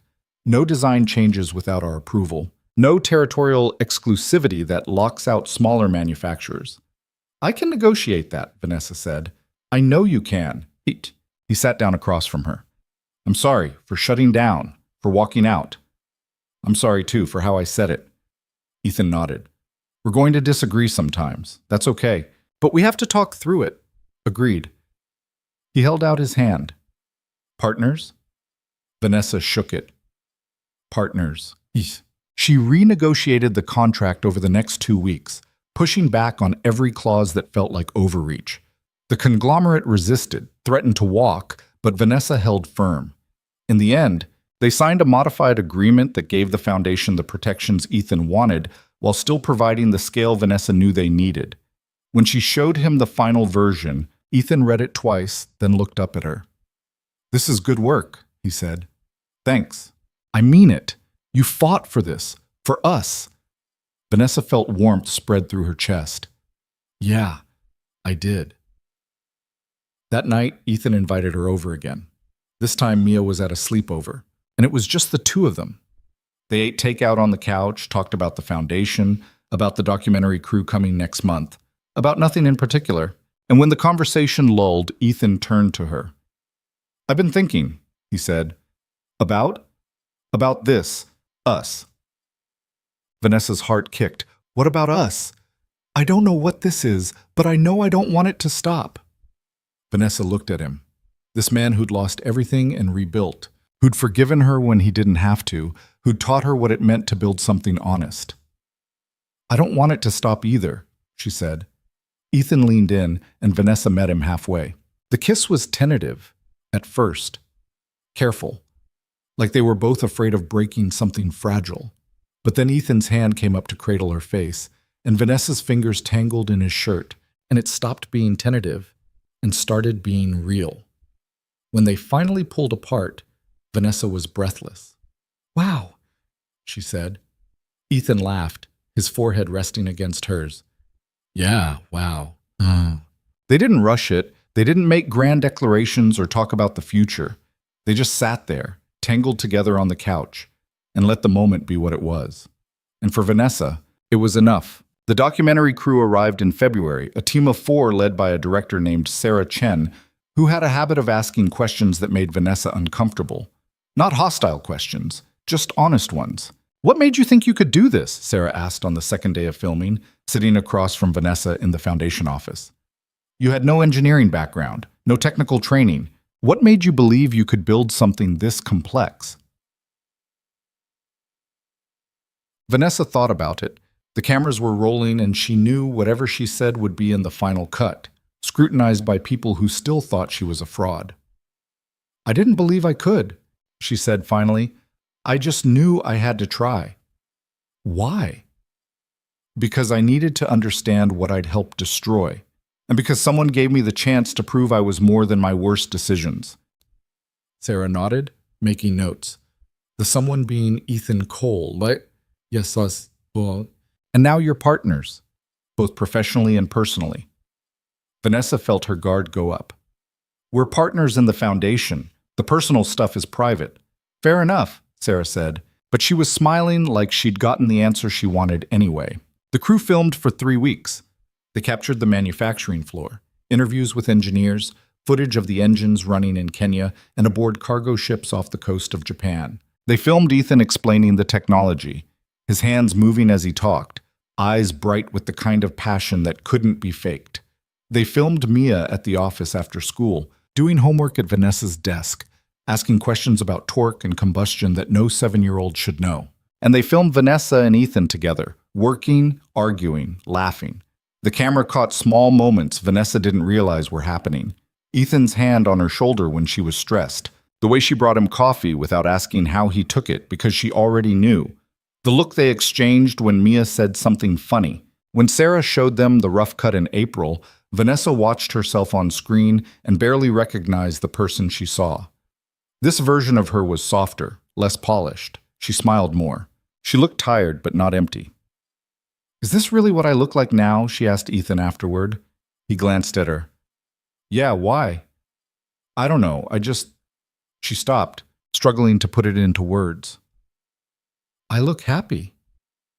"You are happy," Ethan said, like it was obvious. Vanessa thought about that for a long time. The documentary premiered at a film festival in June and went viral within days. Suddenly, everyone wanted to talk about the Equilibrium engine again, not as a curiosity or a threat, but as proof that clean energy was possible. Universities added it to their curricula. Governments started reaching out about national adoption programs. Tesla's CEO tweeted about it, which sent the foundation's website crashing for 6 hours. But the attention also brought something Vanessa hadn't anticipated. Her mother called. Vanessa stared at the phone for a solid minute before answering. They hadn't spoken in over 2 years, not since the board ousted her from Raintech. The last conversation had ended with her mother saying, "You've embarrassed this family enough," and hanging up. "Hello," Vanessa said cautiously. "Vanessa." Her mother's voice was the same, crisp, controlled, designed to convey authority. "I saw the documentary, and I wanted to say—" There was a pause, the kind that suggested this was difficult. "I wanted to say that I was wrong about you." Vanessa sat down. "Wrong how?" "Ma, I thought you'd destroyed yourself, thrown away everything your father built. But watching that film, I realized you built something better." Vanessa didn't know what to say. She'd spent so long being angry at her mother, at her father's legacy, at the whole system that had shaped her. She'd expected to feel vindicated by this moment. Instead, she just felt tired. "It's not about better or worse, Mom," she said. "It's just different. Still, I'm proud of you." The words landed wrong. Vanessa had spent years chasing that approval, and now that she had it, it felt hollow. "Thanks," she said. "I have to go." She hung up before her mother could respond. Ethan found her an hour later sitting on the floor of the office, staring at nothing. "You okay?" he asked. "My mom called." "What did she want?" "To tell me she's proud." Ethan sat down next to her. "That's good, right?" "I don't know. It doesn't feel good. It feels—" She struggled for the word. "Irrelevant. Like she's proud of the outcome but doesn't understand anything that got me here. Does that matter?" "Mate." Vanessa looked at him. "Shouldn't it?" "Not if you don't need her approval anymore." Vanessa thought about that, about the years she'd spent trying to prove herself to people who didn't see her, about the metrics she'd used to measure her worth, titles, accolades, her father's legacy. "I don't," she said slowly. "I don't need it anymore." Ethan nodded. "Good." No. They sat there in the quiet, and Vanessa felt something shift, not dramatically. Just a small release, like setting down a weight she'd been carrying for so long she'd forgotten it was there. By summer, the foundation had scaled beyond anything Vanessa had imagined. They had 6 manufacturing plants across 4 continents. The marine engines were standard on 3 major shipping lines. The pilot programs had expanded to 14 countries. And the automotive division, something Ethan had been developing quietly for the past year, was ready to launch. The first production car with an Equilibrium engine was a modified sedan, nothing flashy. They unveiled it at a press event in August, and the response was immediate. Pre-orders flooded in. Automakers started negotiating licenses. Environmental groups called it the future of transportation. But Vanessa kept thinking about the Mustang, the rusted, duct-taped car that had started all of this.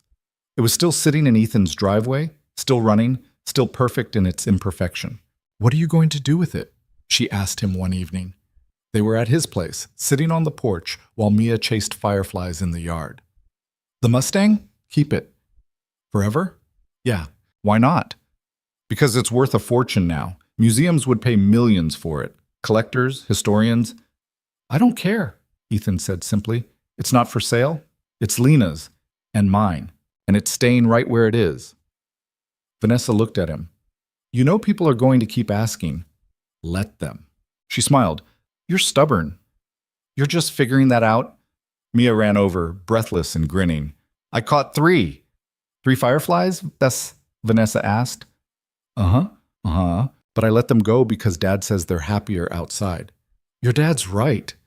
Mia flopped down on the porch steps. Are you staying for dinner? Vanessa glanced at Ethan. Am I? If you want, I want. Mia beamed and ran back into the yard. That night, after Mia went to bed, Ethan and Vanessa sat on the couch, a documentary about deep-sea creatures playing on mute in the background. I've been thinking, Vanessa said. About what happens next. The foundation's running, the technology's scaling, we've done what we set out to do. Ethan looked at her. You thinking about leaving? No, not leaving, just... She paused, trying to articulate it. I've spent the last 2 years rebuilding, proving myself. And I think I've done that, but I don't know what comes after. What do you want to come after? Vanessa thought about it. A year ago, she would have had an answer ready, a plan, a goal, a metric to hit. But now, sitting here with Ethan, she realized she didn't need one. This, she said, I want this. This? You, Mia, the work, the life we're building. She looked at him. Is that enough? Ethan reached over and took her hand. Yeah, it's enough. In September, the foundation held its first annual gala, a fundraiser designed to support research grants and expansion into underserved regions. Vanessa had resisted the idea at first. It felt too much like her old life, the performative charity events she'd hosted at Raintech. But Ethan convinced her it was different. We're not asking for money to line pockets, he said. We're asking for money to build something real. That matters.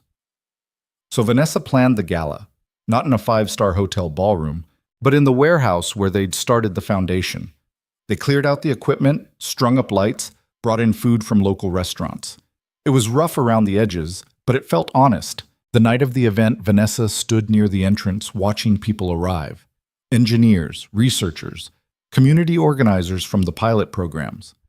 Mia, wearing a dress she'd picked out herself, ran around with the other kids, laughing. Ethan appeared beside Vanessa, wearing a suit that looked like it had been pulled out of the back of a closet.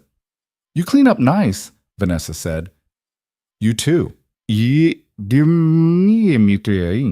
was wearing a simple black dress, nothing designer, nothing flashy.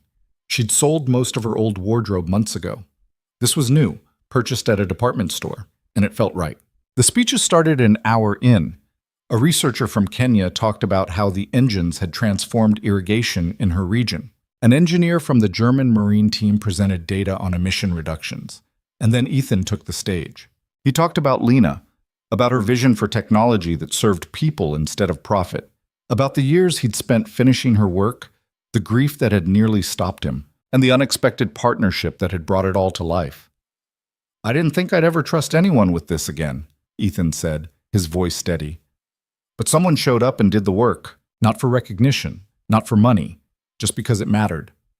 He looked directly at Vanessa. Thank you for that. The room erupted in applause. Vanessa felt her throat tighten. She hadn't expected this. Hadn't expected to feel seen in a way that didn't come with conditions or caveats. After the speeches, people swarmed her with questions, congratulations, requests for interviews. Vanessa answered them all, gracious and present, but part of her was still back at the moment Ethan had looked at her from the stage. Later, when the crowd thinned, Ethan found her outside, leaning against the loading dock. You disappeared, he said. Needed air. He stood next to her, close enough that their shoulders touched. You okay? Yeah, just overwhelmed, in a good way. They stood in the quiet, the city humming around them. Ethan, Vanessa said. Yeah? I need to tell you something. He turned to face her, and she saw a flicker of worry in his eyes. When I first came to you, she said, I thought I was trying to fix what my father broke, but I wasn't. I was trying to fix myself, and you let me. You didn't owe me that, but you gave it anyway. Vanessa, I'm not done. She took a breath. I love you. I love Mia. I love this life we're building. And I know it's messy and complicated and probably not what either of us planned, but it's real. and I don't want to lose it. Ethan was quiet for a moment. Then he smiled, really smiled, the kind that reached his eyes. "You're not going to lose it," he said. "I love you too." Vanessa felt something break open in her chest. Relief, joy, the terrifying, exhilarating realization that this was real. Ethan pulled her into a kiss, and Vanessa let herself fall into it. Into him, into the future they were building together. When they finally pulled apart, Mia was standing in the doorway, grinning. "Gross," she said, but she was laughing. "How long have you been standing there?" Ethan asked. "Long enough?" She ran over and hugged both of them. "Does this mean Vanessa's staying?" Ethan looked at Vanessa. "Does it?" Vanessa crouched down to Mia's level. "If you'll have me." "Duh," Mia said, like it was the most obvious thing in the world. The following year moved fast. The foundation continued to grow, but Vanessa and Ethan made a conscious choice to step back from the day-to-day operations. They hired a team of people they trusted, engineers, administrators, community organizers, and let them run with it. Vanessa found she didn't miss the control. She'd spent so many years believing her value came from being indispensable, but now she understood that the best thing she could do was build something strong enough to survive without her. She and Ethan moved in together in the spring, not into a penthouse or a mansion, but into a modest house near Mia's school. It had a backyard, a garage Vanessa immediately claimed as her workshop, and enough space for all of them. Mia decorated her room with posters of astronauts and drawings of engines. She asked Vanessa to help with her science fair project, a miniature wind turbine, and when they won second place, Mia insisted on giving Vanessa half the ribbon. "You did most of the work," Mia said. "You did the thinking," Vanessa replied. "That's the hard part." They framed the ribbon and hung it in the kitchen. In June, Vanessa got a call from the team in Kenya. They wanted to expand the pilot program and were asking if she'd come see the new sites. She almost said no. There was too much happening at home, but Ethan convinced her to go. "You need to see what you built," he said. "Not just the engines, the impact. It's just us. So Vanessa flew to Kenya. She spent 2 weeks visiting villages, meeting farmers, seeing the irrigation systems and water pumps and generators powered by equilibrium engines. She sat with a group of women who ran a cooperative farm and listened to them talk about how the engines had changed their lives. "We don't have to walk 2 hours for water anymore," one woman said. "Our children can go to school. We can grow enough to sell at market. This," she gestured at the engine humming nearby, "this gave us time." Vanessa thought about that. Time. The most valuable thing any of them had, and these engines were giving it back. On her last day, she stood in a field at sunset, watching the sun drop below the horizon, and thought about the journey that had brought her here. The humiliation at the gala, the garage, the failures, the engine that had seemed impossible until it wasn't. She thought about her father and the empire he'd built on stolen work and buried dreams. She thought about Lena, who died before seeing her vision realized. And she thought about Ethan, who'd given her the chance to become someone worth knowing. She pulled out her phone and called him. "Hey," he said. "How's it going?" "I'm standing in a field in Kenya, watching the most beautiful sunset I've ever seen, and I needed to tell you that I'm happy." There was a pause. Then Ethan said, "Good. You deserve to be. So do you." "I am," he said. "Mia wants to know if you're bringing her a giraffe." Vanessa laughed. "Tell her I tried, but they wouldn't fit in my suitcase. She's going to be so disappointed. I'll make it up to her." When she got home, Mia was waiting at the airport with a sign that read, "Welcome home, Vanessa," in glitter pen. Ethan stood beside her, grinning. Vanessa dropped her bags and scooped Mia into a hug. "I missed you," Mia said. "I missed you too." That night, the three of them sat in the backyard, Mia between them, looking up at the stars. "Do you think Mom would have liked Vanessa?" Mia asked suddenly. Ethan was quiet for a moment, then he said, "Yeah, I think she would have." Mia nodded, satisfied. "Good, because I do." Vanessa felt tears prick her eyes. She looked at Ethan, who reached over and squeezed her hand. "Me too," he said. 3 years after the night Vanessa had fired Ethan, they stood together in the same parking lot where it had all started. The Meridian Tower still gleamed in the distance, but it belonged to someone else now. Raintech was gone, dissolved and sold off in pieces. In its place was something new. Something built not on dominance or legacy, but on the simple, stubborn belief that technology could serve people instead of controlling them. The Mustang sat nearby, still rusted, still held together with duct tape. Ethan had driven it to the ceremony, a dedication for the Foundation's new headquarters. The building wasn't fancy. It was a converted factory, raw and functional, with space for research, manufacturing, and community programs. Vanessa stood at the podium looking out at the crowd. Engineers, students, farmers from the pilot programs. Mia, sitting in the front row, wearing the ribbon from her science fair project pinned to her jacket. "I don't have a speech prepared," Vanessa said. "I'm not good at speeches, but I want to say this. Everything we've built started with a choice. Not to run from mistakes, but to face them. Not to hide from failure, but to learn from it. And not to build power, but to build something that lasts." She paused, looking at Ethan. "Someone once told me that engineering is applied honesty. If you lie, it falls apart. But if you're honest, if you respect the work and the people it serves, you can build something that endures. I didn't understand that when I started, but I do now." She stepped away from the podium. The crowd applauded, but Vanessa barely heard it. She was looking at Mia, who was grinning and giving her a thumbs up. After the ceremony, as people milled around the new building, Ethan found Vanessa standing by the Mustang. "You okay?" he asked. "Yeah, just thinking." "About?" "About how much has changed. How much I've changed." Ethan leaned against the car. "You're not the same person who fired me." "No, I'm not." She looked at him. "Are you glad?" "That you fired me?" "That you gave me another chance." Ethan smiled. "Every day." "Okay." They stood there for a while, watching the sun set over the city, and Vanessa thought about the question Sarah had asked during the documentary. What made you believe you could do this? The truth was, she hadn't believed. Not at first.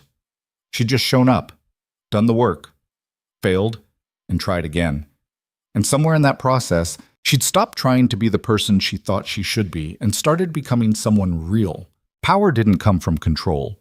It came from building something honest, from showing up even when it was hard, from letting people see you fail and still choosing to try again. Redemption wasn't a destination. It was a practice, a daily choice to be better than you were yesterday. And love, real love, wasn't perfect. It was messy and complicated and built on burned hands and late nights and the willingness to trust someone with your worst self and watch them choose you anyway. Mia ran over, out of breath. "Can we go home now? I'm hungry." Ethan looked at Vanessa. "Ready?" "Yeah, she said. "Let's go home." They piled into the Mustang, Mia in the back, Ethan behind the wheel, Vanessa in the passenger seat. The engine started with that same perfect hum, and as they pulled out of the parking lot, Vanessa looked back at the building they'd just dedicated. It wasn't an empire. It wasn't power or prestige or proof that she'd won. It was just real, honest, built to last. And that, Vanessa thought, as Mia chattered about dinner and Ethan's hand found hers across the console, was enough. More than enough. It was everything.